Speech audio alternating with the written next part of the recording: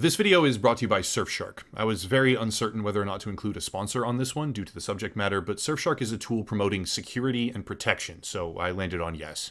Alright, before getting started, I want to do a brief history of who I am and outline my relationship to TikTok as a social media application. I do not actively use the platform. I understand that there is massive growth potential for any creator. I understand that creators who leverage it properly are seeing monumental follower gains, and I understand that there is content there which can be seen as entertaining. But all things combined, TikTok is a platform that I despise. I've covered the application multiple times now. First, it was criticism of trends and challenges, where TikTok users would dress as victims of global tragedy and inappropriately sing or dance on screen, pretending to be victims on the anniversary of 9/11, pretending to be victims of the Holocaust. These teenagers were displaying what I consider to be a horrifying lack of respect and common decency. But even worse, many of these users were also participating in challenges. Challenges are a flash in the pan of social media popularity, but in a short amount of time, they can deal a substantial amount of damage. Challenges on TikTok range from benign or relatively easy tasks to flat-out dangerous behavior. Snorting spray tan solution, for example, which allegedly increases melanin production. Eating entire scoops of dry protein or mixing powder, which can cause aspiration pneumonia. Drinking methylene blue, commonly used as fish tank cleaner, to recolor your tongue. And the list goes on. Challenges on TikTok range from innocent to potentially life-threatening, and anywhere in between. Putting pennies behind electrical sockets, which causes electrocution and fire, holding your own breath until you pass out, and slapping school teachers or vandalizing school bathrooms. When I say that these challenges are now a constant part of our everyday lives, all of us, even when we don't know it, I'm being serious because the influence of TikTok that has bled over from personal behavior to societal impact is profound. On December 17th of 2021, in the aftermath of a national tragedy, TikTok gave rise to ambiguous but substantial threats of violence against schools, forcing a nationwide security response in the United States. Some parents were never aware, some may have heard about it after the fact, but this social media app was playing a role in school cancellation now, forcing a police response to thousands of elementary schools. Ultimately, nothing happened, thank God, but the reality of what this app has become cannot be denied. However, for those already forming an opinion of the platform, it gets worse. The next example of coverage I looked into was medical. TikTok is a home to viral and popular trends, but what are those trends doing? For teenage girls, those trends are likely causing neurological disorders, as they are bombarded by and subjected to viral content of facial and behavioral tics or manufactured quirky behavior, which they begin to subconsciously imitate. TikTok trends designed to be engaging and funny, like multi-million view fake videos of Tourette's tics, is causing actual health problems in underage users. But it gets worse. The entire application is formed around small snippets of content.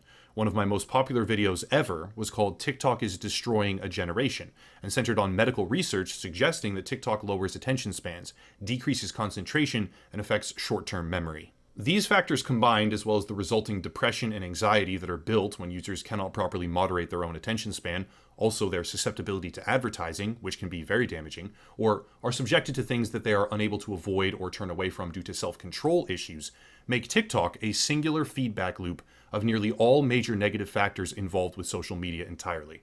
In essence, TikTok is a one-stop shop designed to facilitate rapid digestion of content for everything bad that has come from this aggressive social media revolution. That video, the previous one, went viral. In the aftermath, I was engaging with a number of professors and lower grade teachers about which particular sources I had used and in what order, with an ultimate effect where the subject matter itself crossed over into classrooms.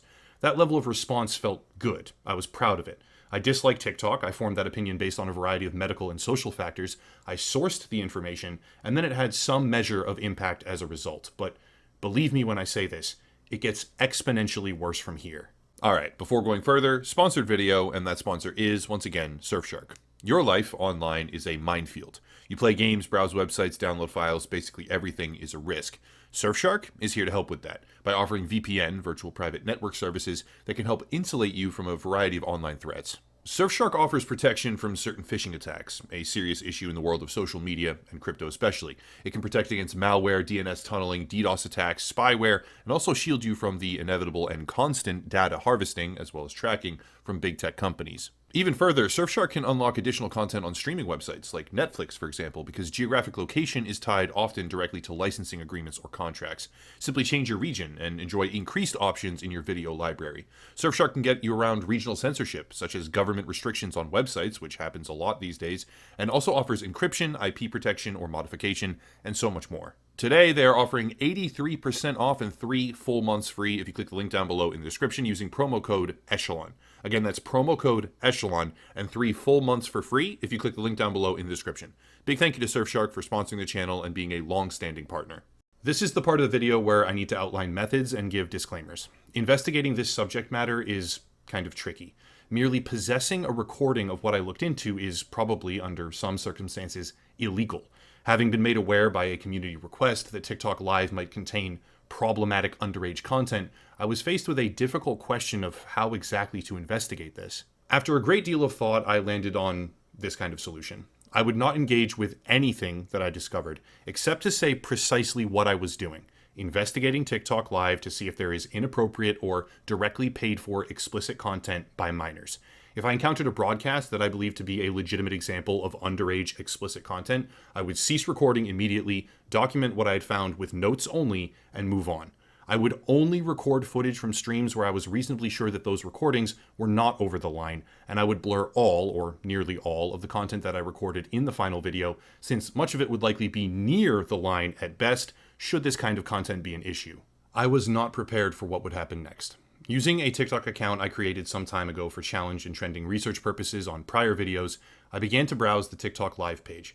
It's important to note here that TikTok Live does not function like YouTube or Twitch, for example, because you are not able to directly search keywords or categories.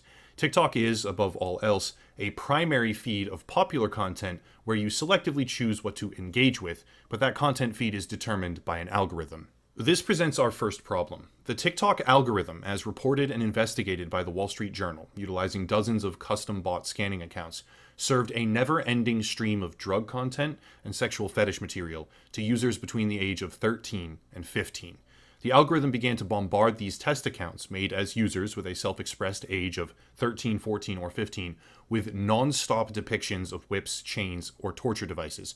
They were funneling these children into what some users refer to as kink talk, which commonly contained sexual power dynamic fantasies and other very explicit behavior. Hundreds of videos containing adult material, whether it be substances, behavior, or both, were served in rapid succession to underage accounts by a central feed, which is governed by the algorithm.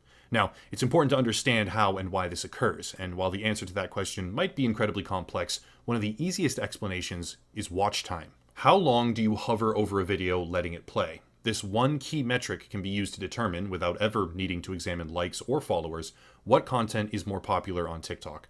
And for children ages 13 to 15, sexualized material can be an interest. Simply watching that portion of the feed for a few seconds longer, even if you never decide to like the video or follow the posting account, can tell the algorithm that you want to see more. And in a matter of minutes, you can be sucked down a rabbit hole of algorithmically driven adult content served to a minor's account, which reinforces itself over and over and over again. TikTok Live is a central feed where users are mostly subjected to whatever the platform wants them to see, until they have found specific streams that they like from particular broadcasters and followed those accounts. But what happens when the feedback loop starts, and what if the subject matter is even worse? At this point, I need to say something to everyone watching, especially parents. I can't show you all of what I found. I can't even show you most of what I found.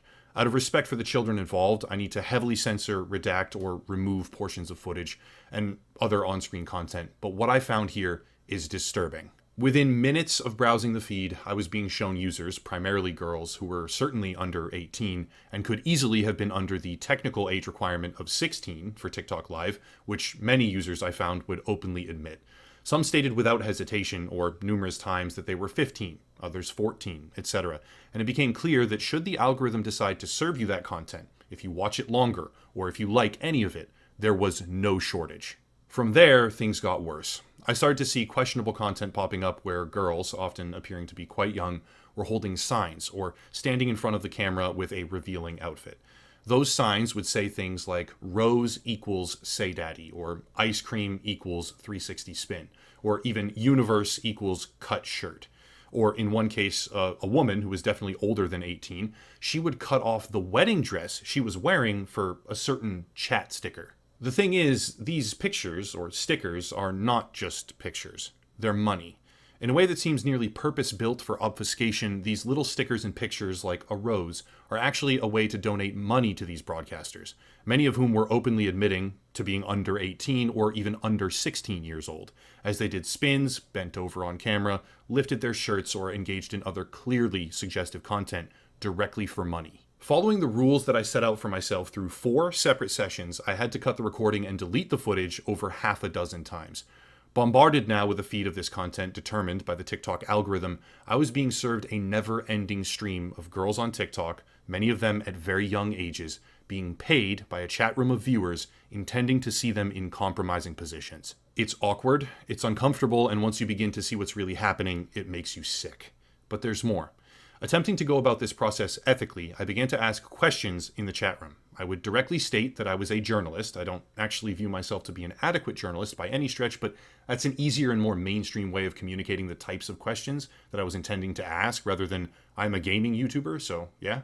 I would directly state that I was a journalist investigating the TikTok platform to see if there are underage users being paid by older men for explicit content, and the results were very troubling. One of 3 specific things would happen when I asked this question, and I'm going to show heavily redacted background footage with audio of what occurred in 2 of those outcome possibilities. The first was that the broadcaster would ignore me, or refuse to engage. That's what I expected, and I wasn't surprised in the slightest. The second was that the broadcaster would immediately suspend me from the chat, and repeatedly, even frantically, express that they were 18 years old, or 19 years old, or that I don't break terms of service, I promise, etc. Here's an example.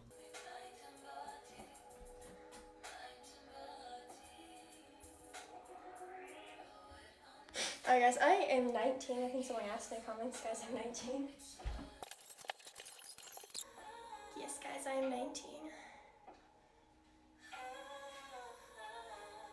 This response was also expected to a degree, considering the fact that a random user was asking them about what would be borderline or highly illegal and disgusting behavior without any sort of preamble. They don't know who I am or what I actually want, and they simply respond by distancing themselves. However, the third outcome, which happened numerous times, was the most interesting and concerning.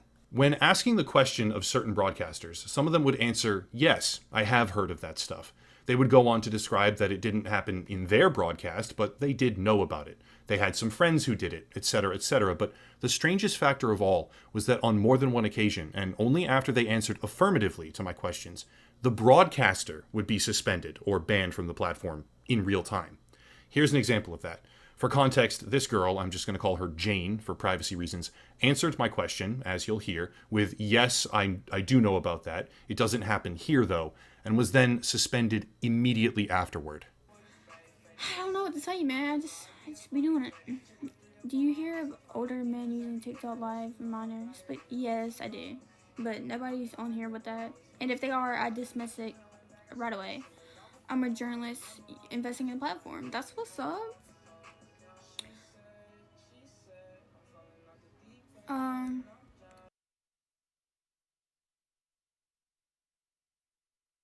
I went on to have a roughly 10-minute off-platform interview with Jane about specifics of this, and this is where I started to become aware of coded language.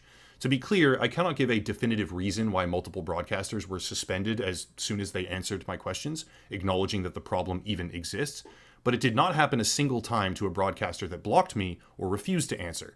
It only happened when they gave a statement, and it might be possible that the ban was simply for evading the 16-year-old age requirement. Jane had acknowledged in the very same broadcast that she was 15, and was coincidentally handed down at that particular moment, but I am extremely skeptical of what was going on here. Regardless, this is when I started to learn about coded language, and where it became increasingly difficult for me to keep investigating. It felt disgusting and wrong to even sit silently in these rooms, let alone continue to ask questions. Things started to make sense from then on as to what precisely was happening. Viewers are using coded language to have underage girls perform for them. That's really what it is. Fit check means let us see your stomach, or pull your shirt up. You forgot something, or get something from the back means walk away and show your ass. Outfit check was a common one, very common, where girls would back up to show their entire bodies.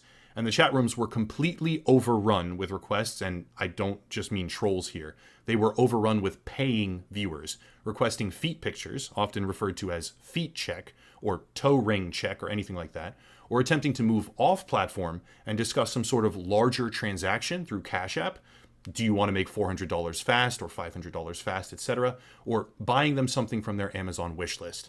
I want to be extremely clear right now. Not all of the broadcasts that I found or that I'm using in the background right now were underage girls performing for money, but many of them were.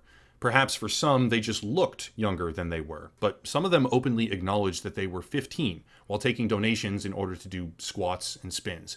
These are children using TikTok Live to display their bodies, even fully clothed, but doing splits and showing their feet or spreading their legs for money from older men. And it is a breeding ground of inappropriate and sickening behavior.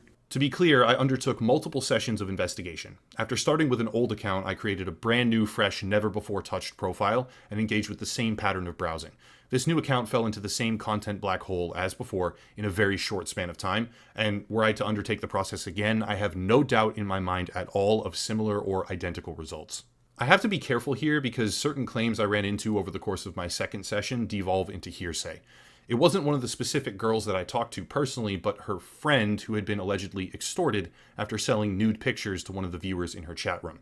That type of situation, and I do believe that she was sincere, as a personal opinion, is called sextortion. And when underage girls are performing for money on a live broadcast, fielding thousands of donations in some cases and requests for other ways to send them money for a favor, is often what they would say in the chat room, it can absolutely occur on that platform. In a very short time frame, I was finding more instances that made my skin crawl than those that didn't. Understanding that nearly every single teenage girl who uses the live broadcast feature of TikTok was being bombarded with requests, it starts to feel overwhelming. A 13-year-old girl who lies about her age is suddenly getting showered in gifts for showing her feet and twirling on camera. She gets more money when she dances provocatively, and an algorithm designed to serve content that people are interested in is showing her broadcast to more and more sick people all around the world every day, even every hour or minute. This kind of situation is so prevalent, okay? I was shocked by this. I encountered young boys who were using face filters, pretending to be young girls, in order to receive roses and other gifts, which are redeemable for cash. Maybe some of them were pranking the audience, sure, but if there is such a high demand for this, such a large economy of transactions and behavior taking place, that children will use filters to appear more feminine and engage with it for profit, that is a serious problem. When doing follow-up research for this video, I learned something else. Moderators of TikTok are specifically being trained using real material depictions of child sexual abuse. Uncensored, explicit images of children are used in high volume for moderation training, and we need to ask a sincere question. Why do they feel it necessary to do that? After my initial wave of research on the subject, I found an article on Forbes written by Alexandra S. Levine titled, "How TikTok Live Became a Strip Club Filled with 15-Year-Olds." This was an excellent piece of work, and most importantly contained quotes from security, legal, and law enforcement experts. I'll link it down below if anyone is interested. It was invaluable in my own creation of this video. As per TikTok's own enforcement report, they removed over 300 million videos in 2021 alone that violated their community guidelines, and the majority of these were not removed by automation. Combining the adult nudity and sexual activities category with the minor safety category accounts for over 50% of all videos removed since 2020. Looking at the number of accounts removed that are suspected to be under the age of 13, 15 million of them in 1 quarter. October to December of 2021, 15 million account deletions for suspicion of being under 13 years old in just 3 months. I am not going to make the claim that TikTok is failing to try and moderate their platform. If their internal reports are to be believed, they certainly make that effort. I believe I witnessed it in real time as I investigated all this when broadcasters acknowledged my questions and were immediately suspended. They even resorted to highly unethical tactics to educate their moderators on child sexual material as they do this, but with the volume that they process, the sheer number of children flooding into the platform, and the undeniable economy that has arisen for sexual exploitation and transactional behavior, we must ask the question, is this platform doing more harm than it is good? An algorithm that has aggressively promoted adult behavior, from substances to kinks and more, directing that content at children, is now governing a live feed of broadcasters where underage girls are being showered in gifts to perform suggestive actions or poses, many of them with Cash App, PayPal, Amazon wishlists, or Venmo in their bio specifically for this purpose, while a massive community of groomers, and most likely pedophiles, watch intently, many of them actively trying to pull the girls into an off-platform environment, whether for money or other incentives. The footage I found within mere hours of investigating this topic had to be cut several times in fear of crossing a profound moral, ethical, even legal boundary. And once you have witnessed these broadcasts, even in passing, the machine learning of TikTok will continue to push them into your feed aggressively at every turn. Hear me when I say this, anyone in my audience who is a parent or even a free-thinking teenager. Carefully examine when and how you use this platform, because shrouded behind the simplistic visual of just a rose or an emoji is a cash for favors underbelly of children performing paid actions for groomers and sick individuals. Set aside the dangerous challenges, the disrespectful trends, the medical concerns of imitation and neurological disorders, or the rampant scamming and falsified content that plague this platform each and every day. Set all of that aside and look now at one simple reality. An algorithm that has been proven to serve wildly inappropriate, even dangerous content to children, now governs an effective marketplace of underage exploitation. Is this application worth using? That's it. I reached a point in the production of this video, just to be completely honest with everyone, where I couldn't take it anymore. If it feels like an abrupt end, that's why. I had to shut down, stop looking, stop recording, and stop asking questions, and stop scripting. I saw what I saw, and I know what it is. To a degree, you'll have to take my word for some of this, but I'm more than willing to stake everything I've worked for since the birth of this channel on my words today. I believe TikTok is poisoning our society in a way that will have untold and dramatic consequences on the future. Young boys are being funneled into a world where underage girls are performing dances for cash, or for little images that are convertible to cash. They are in chat rooms where explicit discussion of what they would like to do to that little girl is taking place. And if we think about this logically, what kind of result will that have on their opinion of women and their future behavior? In context, this social media platform is one of the most terrifying and disgusting things I've ever seen in my life. And again, I believe that to some degree, TikTok as a company is attempting to moderate this reality, but when the effects of your product are almost universally negative, it probably should not exist. That's it. Link down below, Patreon, Locals, Odyssey, another YouTuber to check out, merch, social media, Surfshark, the video sponsor, etc., but I'll cut it there and stop rambling. As always, thank you all for watching, and have a nice night.